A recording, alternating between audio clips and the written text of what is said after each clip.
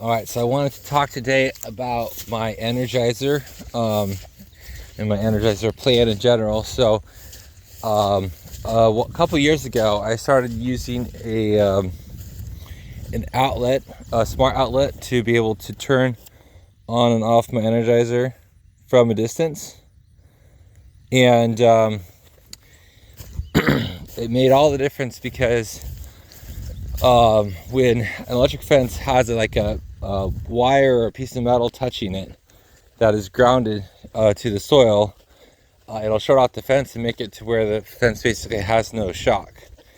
And so when you're trying to figure out where the short is, and you're having to turn on and off fences, you could have a pretty elaborate switch system, or you could have just a smartphone and a smart outlet, and then you can turn on and off the fences and connect and unconnect wires to figure out basically which part of the farm you've got a short on.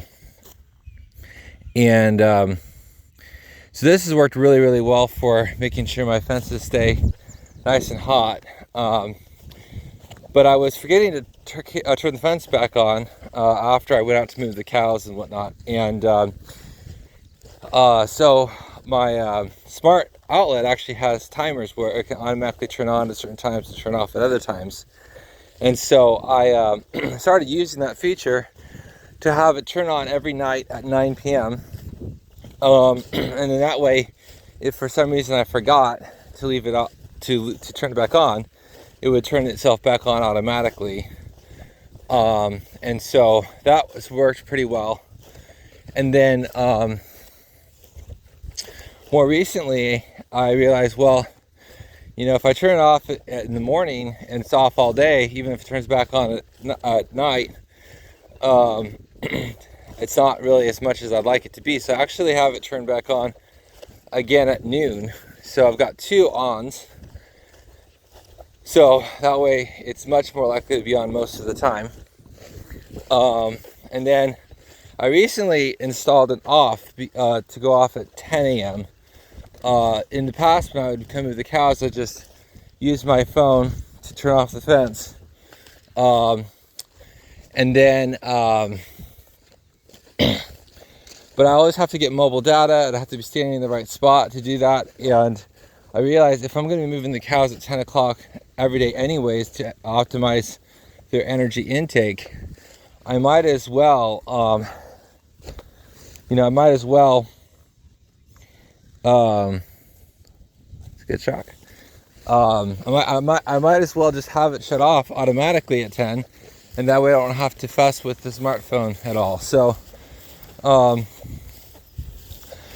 still use it to turn it back on and off the fence, but it's been a really amazing system. And now, as far as my plans for the future, right now I have one Energizer set up, but I actually have multiple Energizers that I could set up. So I'm gonna kind of rig it up to where I have my main Energizer powering the farm, basically where the cows are at, and then I'm gonna have a second Energizer that's like powering up all the infrastructure, or like all the fences where the cows are not present at that time. And so that way I can keep really good shock right where the cows are at, but I can also have a kind of a continuous load on the other fences, and that way when the